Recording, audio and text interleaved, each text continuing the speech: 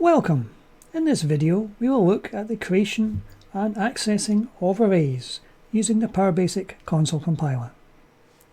Today we're looking at arrays, how you can create them, manipulate them and access them. For this project we're going to start a brand new application by going up to the toolbar and selecting Console Program. Now in here we're going to put a skeleton in of a couple of arrays.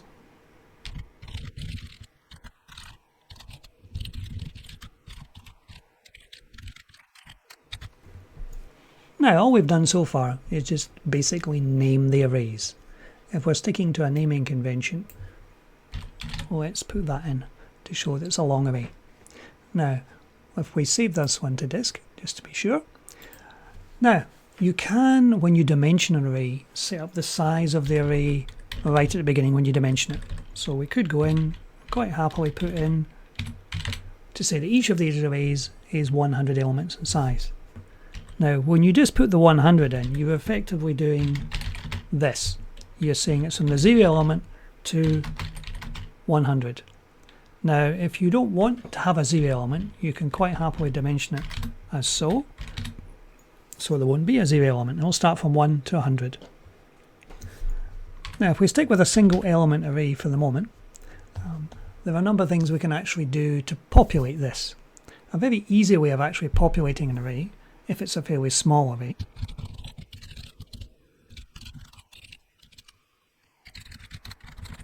is to use the array_assigned command, give it the name of the array, and then populate a comma separated list of strings, and that would put first, second and third strings into the first 3 elements of the array. We can bring this out to the console.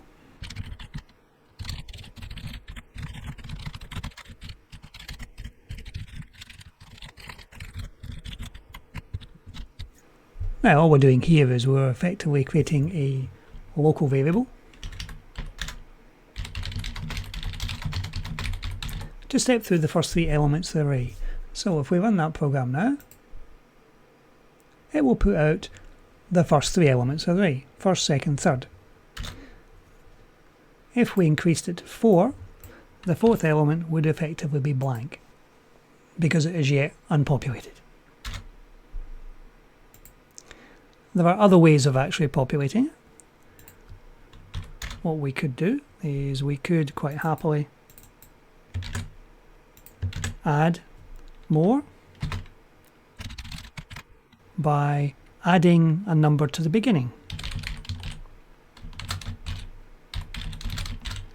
turning the long R into a string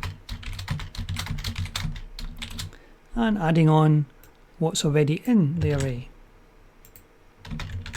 So if we do this and actually run a program, as you'll see, it's put the 1, 2, 3, 4 into the beginning of the string, therefore updating the array. So these are nice easy ways of actually populating an array. We've also seen in previous videos how we can populate an array by basically pulling information in from a flat text file. Now these are fairly straightforward arrays, single dimension only. You can quite happily create a second dimension of an array, or a third, or a fourth. Effectively, it's now become 2-dimensional rather than single-dimensional. And what we can do in here is we can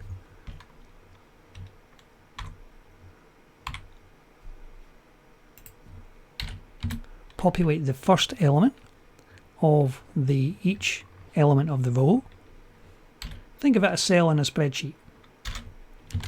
And we will populate into the second element of each row.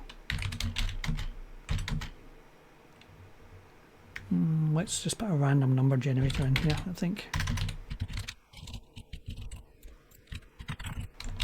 And we will output this to the console just to prove it actually did something.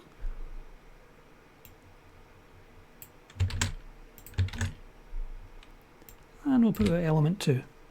So if we press this now, it's going to give us a random number between 1 and 10. So 10, 3, 6, 2. It's quite happily done it for each of them. So using this method, you can effectively create n-dimensional arrays. There's no reason why, memory permitting, you can't increase the number of dimensions up to 3 or 4. If you're doing something that is mapping some 3-dimensional object, then 3 dimensions are quite reasonable to use. Now, as we're going to be working in the console for a while, we may as well put in our code to actually handle the console.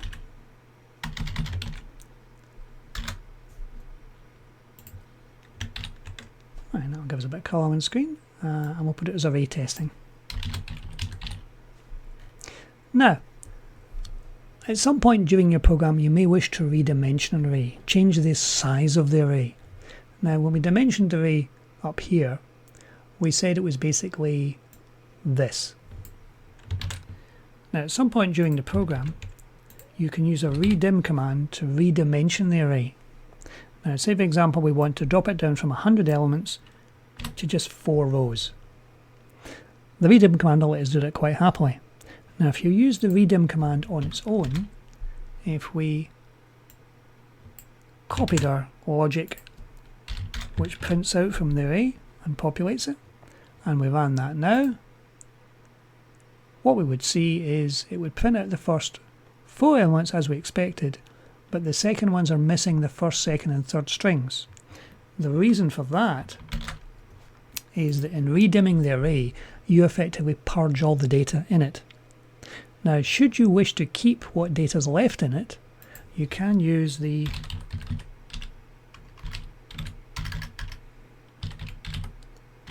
preserve word.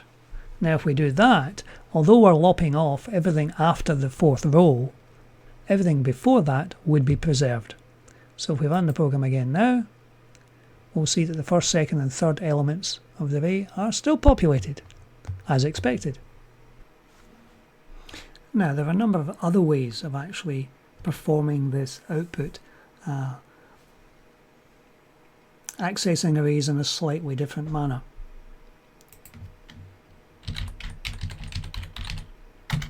If we put a blank line out, and we're going to print the same information out again, but we're going to access the array slightly differently. So what we'll do is we will set up a variable called days as our type, and this is going to be a pointer, and we'll set a for next loop just as we did before,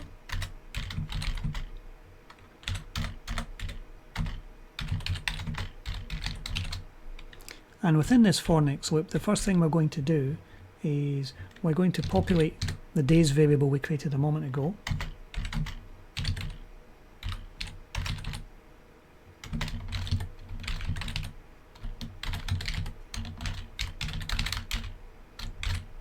And point it directly towards the array.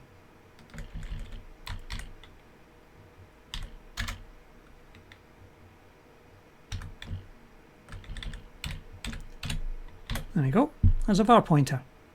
So days is actually going to have a pointer to this particular area of memory, which is the element of the array we're interested in. The advantage in doing this is when we're actually going to be doing our output, we can reference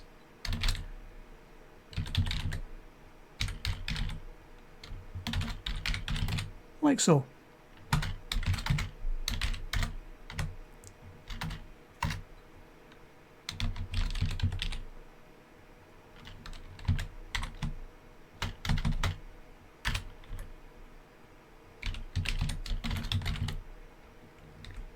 Now, as this number is again still a number, we have to turn it into a string by wrapping it in the format function. And I'll just make that nice and tidy, like so. So what we're doing here is exactly what we did up here. The only difference is we may be executing slightly more code, but you'll see that the method for actually reading it is more concise. And pointers are a very powerful way of actually accessing things inside arrays. So if we run this now, it will give us exactly the same information as we had before. only difference being we've accessed the array in a slightly different manner. So if you come across code like this, don't panic, it's just a different way of accessing the same information. So this completes the first part of looking at arrays and their accessing within the PowerBasic Console Compiler. Thank you for watching.